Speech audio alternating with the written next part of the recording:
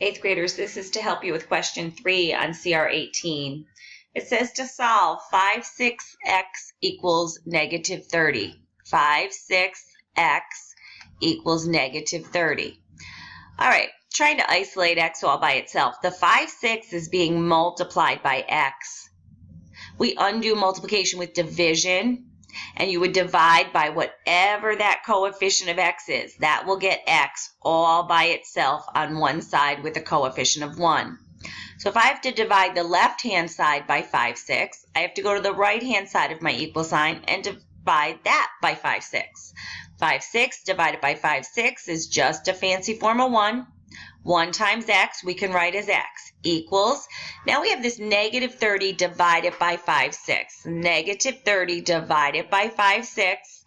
I believe your teachers are allowing you to use your calculator all the time, anytime at this point. So you go ahead and you can punch that into your calculator if you'd like. I don't have a calculator in front of me, so I have negative 30. I'm going to write that as negative 30 over 1. I'm going to keep that negative 30 over 1.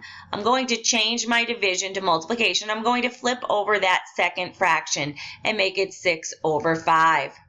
And then we'll multiply straight across the top, straight across the bottom. Negative 30 times 6 is a negative 180.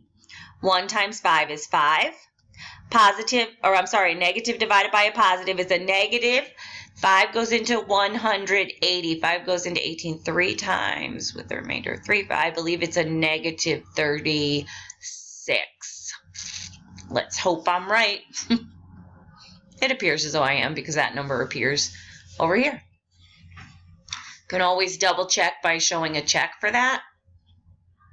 Here's what your check would look like. 5, 6x equals negative 30.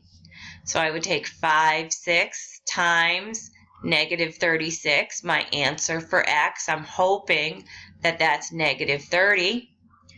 36 is negative 36, the same as negative 36 over 1. I'm going to simplify here. 6 goes into 6 once. 6 goes into 36 6 times. 5 times negative 6 is a negative 30. Negative 30 equals negative 30. Totally checks. All right, I was right. Hope that helps.